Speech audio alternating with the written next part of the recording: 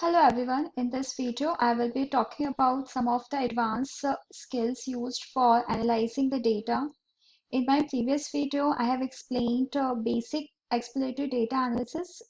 In this video I will be explaining about more advanced skills which we need to learn for exploring the data set more efficiently. So I will be covering concept of missing values, encoding categorical variables, and normalization.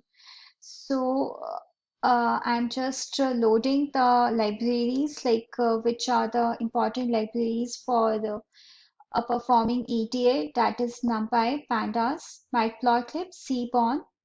Also, I'm importing warnings package. So if there are any warnings in my uh, so we can avoid it using the setting options. We can just ignore it. So now I'm loading the data set. So this data set consists of basically the CSV file. Then I'm exploring the data set over here. So currently I have 34,857 rows and 22 columns. So now I will go to the very first concept of missing value. So if we have any kind of missing value in a data set, better to treat it properly or before passing to the machine learning models. So what I'm doing here, I'm checking like if there are any null values in my data set. So here you can see for a suburb, address, rooms, etc. I have null value 0, but for the other columns like distance, postcode, bedroom, for these things, I have few null values over here. I have to tweet it. Either I can drop it or I can impute it with some relevant values like mean, median, mode, etc.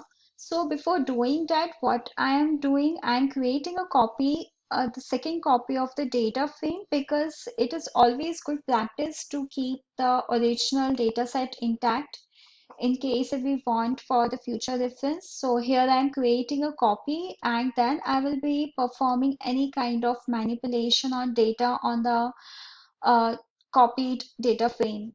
So what I did over here is like I have dropped all the missing values using a drop NA. Also, I have passed the parameters in place equals to true. So it will delete those missing values permanently. So now again, I'm checking it just to verify like if it has really dropped all the missing values or not. So yes, you can see all our zeros over here and it has successfully dropped all the missing values. And you can check the data types we have the data type of object, integer, float, etc. And now I will discuss about the second concept, that is how we can handle categorical data. So one thing we should keep in mind, like whenever we pass any data set to the machine learning model, we have to make sure the data to be in numeric format. So if we have some categorical data in the form of categories then for example, if it is in the form of categories like A, B, or C. So machine learning model will not be able to process such kind of data. So we have to convert the data into proper numeric format. So for that, there are two concepts we can use. One is one-hot encoding and the other one is a label encoding. So in one hot encoding, what we do is we convert the values in the form of vectors like 1 or 0. So here you can see I have converted the data in the form of 1 and 0. So for doing so, I am using the getDummies function of pandas. I am passing my data frame. Also, you can pass the prefix if you want. So you can pass the prefix here I am performing this one hot encoding on parking area column. So I have just given some relevant name like park. So what it will do, it will just create the values in the form of 1 and 0.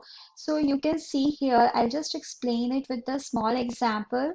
For example, I have data like apple, chicken, broccoli, and calories. And I just wanted to calculate the calories over here. So if my type is apple, so if it will show 1 for apple, and for rest of the categories it will show 0. And if I have chicken, then it will show 1 for the chicken, and for rest of the categories it will show 0, and so on. And the same thing I have done over here. And yeah, now you can check for the columns. So it has added quite extra number of columns over here.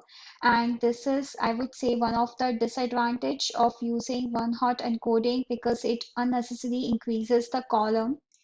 But for to overcome this problem, we have label encoding concept. In this, it will convert the categories into the form of numerics like 1, 2, 3, 4, instead of going for the binary format like 1 and 0. So what I'm doing here, I'm using the label encoding for the region name column. So what it will do, it will convert the regions into the form of numeric format like 1, 2, 3, 4, 5, etc. For that, I am importing the label encoder class. So it is present in sklearn pre-processing module. So you have to create the object of label encoder, and then you have to fit and transform the column in which you have to apply label encoding. So I am doing the same over here, and now I am just viewing my data, like what all region IDs I have. So I have the region IDs in the form of 652, so it is all numeric.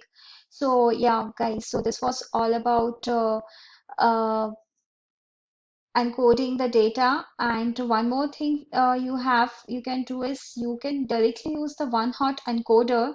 So it will also do the same, like it will convert the data into the form of 0 and 1. And for that, you have to import the class called OneHotEncoder. It is present in sklearn preprocessing module. And then you have to create an object of it, and then you have to fit and transform it to convert the data into 0, 1 format. And this is what I'm doing over here. And yeah, then I'm just combining my converted or encoded columns to the original data frame. Now I'll discuss another concept of feature scaling. So when we have different types of columns and different types of data in a data set, for example, I have salary, age, and height. So if you see the values for these columns have different range, right? So for salary, it will be from 20 to 50,000, but age will be between 1 and 100, and height will be like in the form of feet. So when we have the data which has different uh, which has different values, then we have to scale it so that we can overall bring the columns into the same scale, and then we can perform operation. So for doing so, we have two concepts like normalization and standardization to bring the overall data onto the same scale. So here in normalization, what we do, have we convert the data in the range of 0 and 1, and this is the formula for doing the normalization. So it basically calculates the maximum and minimum of the value, and it is super easy to apply it. And the other concept is standardization. So when talk about the standardization, it means I'm bringing the values nearer to the center of the mean, and the standard deviation equals to 1. So in this way, you can apply standardization to the features of dataset. So now there's a question when you should go for the normalization and when you should go for the standardization. So you can observe, like, if the data does not follow a Gaussian distribution, like if it does not follow a normal distribution, or I can say a bell curve shape, then you can go for normalization. And if it follows a Gaussian distribution or normal distribution, then you can go for the standardization technique. So for performing normalization and standardization, we have different techniques like z-score, standard scalar, min-max scalar, log transformation, exponential transformation. And apart from this, we have many, but these are the frequently used one. So when we apply z-score, what happens is like we subtract the data point with its mean value and we divide it by its standard deviation. So this is what I'm doing here. So I'm importing the z-score class from the SciPy stats module, and then I'm applying this function over here to all the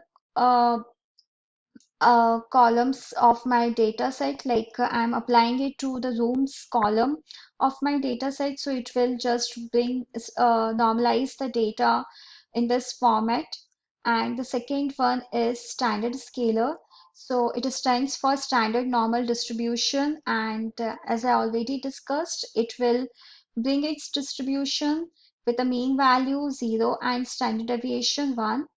So it is present in pre-processing module of sklearn. So you have to import it, and then you have to fit and transform uh, it to the column where you have to apply. So here you can see it has standardized the data here. The next one is min-max scalar. So using min-max scalar also you can scale the data. So it will bring the data in the range of 0 and 1, or in the range of -1 to 1. And if there are any outliers in the data set, then it will bring it nearer to this value from 0 to 0.005. So min-max scalar is present in pre-processing module. You have to create the object and fit and transform it. And also you can apply log transformation. So if you see like you're not getting good accuracies using min-max scalar z-score, then you can also transform the data into the log format and into the exponential format. So this is what I'm doing here. So yeah, so that's all about this video. So please go through this video again if you have not understood the concept. Go through it one or twice. And if you really like the content of my video, please do share, subscribe, and hit the like button. Thank you. Bye bye.